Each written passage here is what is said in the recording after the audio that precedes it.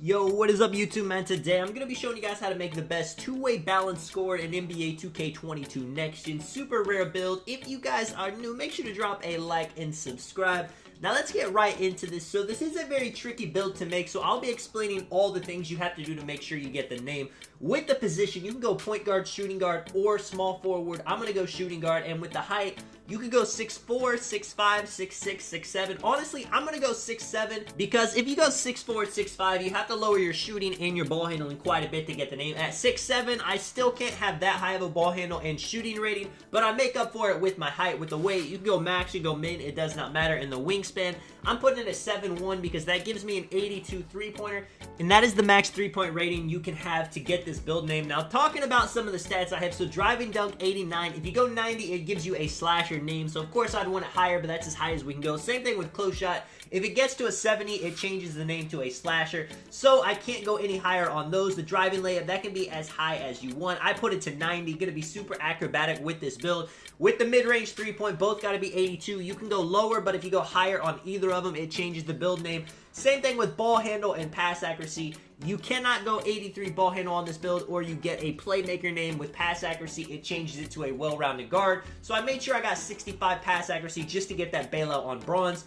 With the defense, perimeter defense has to be a 77 or lower, so you don't get the name perimeter lockdown. The steal, you can get it all the way up to an 89, but you can't get 90, or again, it changes you to a lock. Same thing with the rebounding. This is the absolute max on the offensive and defensive rebound without it changing you to a well-rounded wing. So it is tricky to make this build. Like I said, there's a lot of things that you have to do. I found the best way to make it, though. I mean, you see I got 24, 24, 20, 20. I still got great shooting, great finishing. This build still gets the 80 ball handle, nice speed with ball. The defense on this build is great, especially as a guard. You're going to be out-rebounding them with your 70 rebound when they have 0. Even a 40 offensive rebound is something where a lot of people just have the 25s. Interior block, both solid for a guard. And you see the physicals, I got an 80 vertical. A lot of people think it doesn't matter, but it does. With the takeovers, you get post scoring, sharp, slashing, and shot creating. Now, personally, I would go with post shot daggers and ankle breaking shots based on my play style, but honestly, sharp is going to be the most overpowered.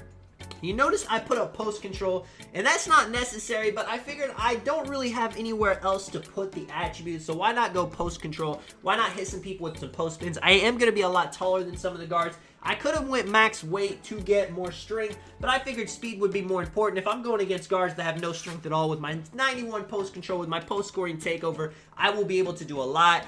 And it's so easy to fade this year. Post hop shots are going to be crazy. With the 82 mid-range, it's going to be automatic. You see the stats. I mean, 80 ball handle, 82 three-pointer, 89 driving dunk with a 90 driving layup. With the finishing badges, you're going to want Limitless Takeoff, one of the best finishing badges in the game. Same thing with Posterizer. Same thing with Slithery Finisher. Now, you got all these post-scoring badges: Drop Stepper, Back Down Punisher, Post-Spin Technician. You can put those on how you would like. I wouldn't put all of them on Hall of Fame, but if you really like doing post-spins, especially if you're playing something like 2s or 1s, I would throw that on. The high layup, it makes Acrobat, Fearless Finisher, badges like that really tempting. I think I would put Acrobat to the max. If there was ever a build I was going to do Euro steps, reverses, anything like that, this is the build to do it. With the last 3, if you want to put on Fearless Finisher, I mean, this build does have a great layup. I'm usually somebody that wants to go for contacts and nothing but contact dunks, but if I have such a high layup rating, I'm going to use it on a build like this. With the shooting badges, you're going to want Hot Zone Hunter to the max. You're going to want some stop and pop. I personally would do a lot of post fades and post hop shots and shimmy fades, so I would put on Fade Ace to the max.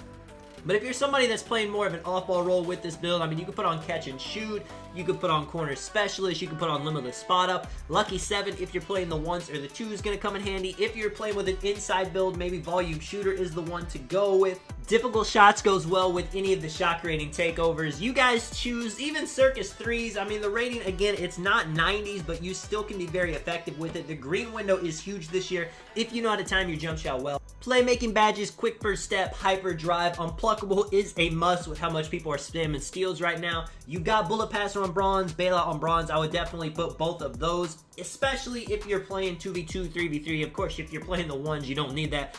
Post Playmaker could go crazy on a build like this, and with Blue Hands Break Starter, they both come into play maybe in the more of a 5v5, 3v3 setting. If you want to do some dribble moves, Space Creator, Ankle Breaker, Tight Handles, all great badges to have on. With the defense, Intimidator. Of course, this build, its highest rating is the steal rating, so you may want to put on Interceptor and Pickpocket as high as they can go. The rebounding stats aren't crazy on this build, but if you're just trying to out-rebound guards with 25 rebounding, then putting on Box and Warm just on something could help out huge. Hustle, I would definitely recommend at least having that on broads. There's a lot of steal animations where people are fighting for the ball. I do believe Hustle makes you actually win those fights and get possession of the ball, man. Let me know what you guys think of the build. This is Tonic. I'll catch you guys in the next one. I'm out. Peace.